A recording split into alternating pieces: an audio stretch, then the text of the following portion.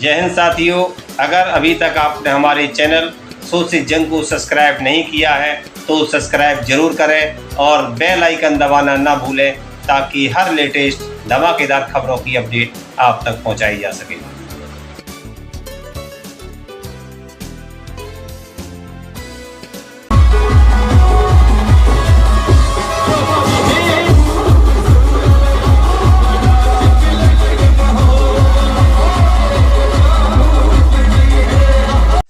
शादी का जिक्र होते ही सबके मन में लड्डू फूटने लगते हैं, क्योंकि शादी होती ही है दो लोगों के बीच में खुशियां लाने के लिए, दो परिवारों का मंगल मिलन, युवक युवती के बीच सामाजिक बंधन। शादी की बात होते ही लोगों के जेहन में दो ही बातें आती हैं, लव मैरिज, अरेंज मैरिज। ज़्यादातर लोगों को पता ही नहीं होता कि आखिर शादी होती कितने प्रकार की है। आइए आपको जानकारी के लिए बता दूं कि शादी कितने प्रकार की होती है। शास्त्रों के अनुसार शादी 8 प्रकार की होती है। ब्रह्म विवाह, देव विवाह, आर्य विवाह, प्रजापात्य विवाह, असुर विवाह, गंधर्व विवाह, राक्षस विवाह और पिशाच विवाह। पहला विवाह यानी ब्रह्म विवाह कहा जाता है, जिसे विवाह में सर्वश्रेष्ठ माना जाता है। इसमें पिता अपनी पुत्री के लिए सुयोग वर तलाश कर उससे अपनी बेटी का पाणिग्रहण संस्कार करवाता है। इस विवाह में पिता विद्वान, आचार्यवान, स्वस्थ और अच्छे कुल के वर को अपने घर आमंत्रित करता है और कन्या को वस्त्र आभूषण से सुसज्जित करके कन्यादान करता है। इसके बाद द्वैत विवाह और आर्य विवाह को भी उत्तम माना जाता है। खैर छोड़िए इन सब बातों को, आज मैं जिक्र कर रहा हूँ पकड़ौआ विवाह की। पकड़ौआ विवाह झारखंड बिहार की एक कुख्यात प्रथा है, जिसमें युवकों का अपहरण कर लिया जाता है और उन्हें शादी के लिए मजबूर किया जाता है। लड़की वाले परिवार ऐसा दामाद चाहते हैं जो पढ़ा लिखा हो, नौकरी करता हो, भविष्य सुरक्षित हो। बिहार में ऐसे लड़कों की कमी है, इसलिए दहेज खूब मांगा जाता है। पकड़ौआ विवाह को हाथ पकड़ा या जबरिया शादी भी कहते हैं। बिहार लोक सेवा आयोग से शिक्षक बने एक युवक की शादी के कुछ दिनों बाद एक दूसरे केस की सुनवाई के बाद पटना हाई कोर्ट ने ऐसी शादी को अमान्य करार दिया था। लेकिन फिर मामला सुप्रीम कोर्ट पहुंचा तो हाई कोर्ट के फैसले पर रोक लग गई। अब बिहार के जमुई जिले से ऐसी ही जबरिया शादी का मामला सामने आया है। यह जबरिया शादी एक बीपीएससी टीचर की बताई जा रही है, जिसका वीडियो सोशल मीडिया पर वायरल हो रहा है। प्राप्त जानकारी के मुताबिक बिहार के जमुई जिले के चकाई प्रखंड के अंतर्गत बामदह के बेलदारी गांव में निवास करने वाले सत्यनारायण वर्मा के पुत्र मुकेश कुमार वर्मा की शादी चकाई प्रखंड के ही बामदह से ही सटे केंदुआ डीह गांव निवासी पूर्णिमा कुमारी उर्फ सपना से हिंदू रीति रिवाज के अनुसार 2 वर्ष पूर्व तय हुई थी। शादी तय होने से पहले दोनों एक दूसरे से वर्ष 2015 से प्रेम करते थे। जब घर वालों को इस बात की जानकारी मिली तो दोनों के घर वालों ने उनकी शादी तय कर दी थी। शादी तय होने के बाद मुकेश और पूर्णिमा की प्रेम की प्रगाढ़ता और बढ़ गई। बताया जाता है कि दोनों की बातचीत का सिलसिला इतना बढ़ा कि आपस में जीने मरने की कस्में खाने लगे। चकाई बाजार और देवघर में भेंट मुलाकात भी होने लगी। बीपीएससी शिक्षक बनते ही प्यार का नजरिया बदल गया। शादी तय होने के बाद मुकेश ने बीते साल शिक्षक बहाली के लिए बीपीएससी परीक्षा पास कर शिक्षक के पद पर चयनित हुए और ट्रेनिंग के बाद पिछले 6 महीने से गिद्धौर प्रखंड के उत्क्रमित माध्यमिक विद्यालय बनझुलिया में सहायक शिक्षक के पद पर कार्यरत थे। वहीं पूर्णिमा का कहना है कि शादी तय होने के बाद से 1 वर्ष तक सब कुछ ठीक ठाक चलता रहा। जब से मुकेश बीपीएससी की परीक्षा पास कर शिक्षक के पद पर चयनित हुआ, तब से उसका रवैया उसके प्रति बदल गया था।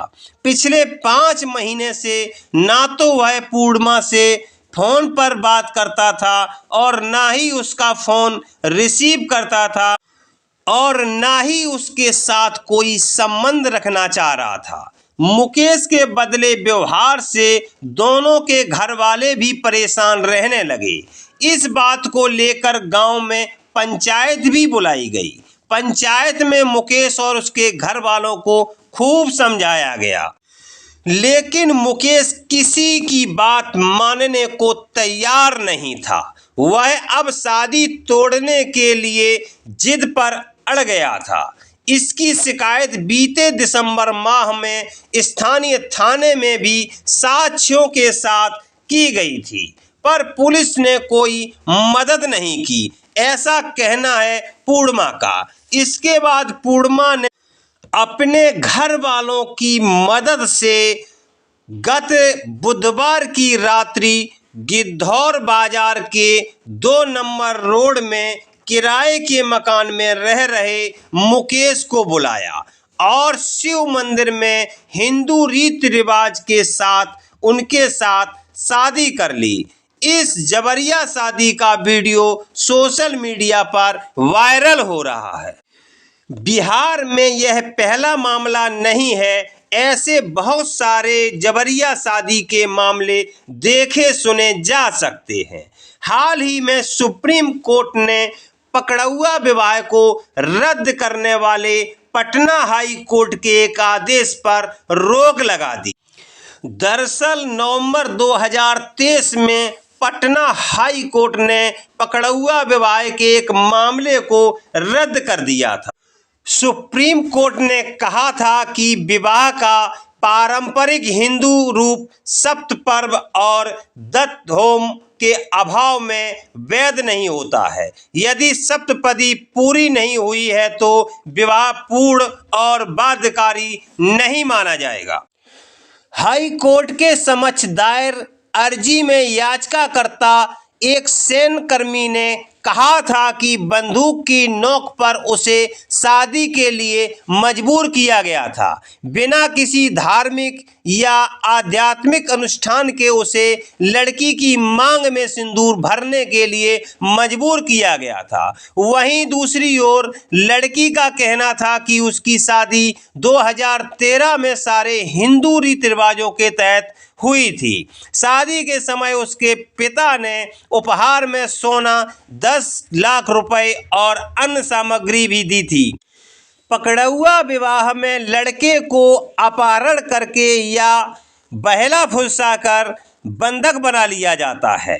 बिहार में इस तरह की शादी की प्रथा दशकों से जारी है। बिहार की इस प्रथा पर कई फिल्में और टीवी सीरियल भी बन चुके हैं। इस जबरिया शादी या पकड़ुआ विवाह को लेकर आपका क्या कहना है, कमेंट बॉक्स में अवश्य लिखें। और अगर अभी तक आपने हमारे चैनल सोशल जंग को सब्सक्राइब नहीं किया है तो सब्सक्राइब जरूर करें और बेल आइकन दबाना ना भूलें, ताकि हर लेटेस्ट धमाकेदार खबरों की अपडेट आप तक पहुंचाई जा सके।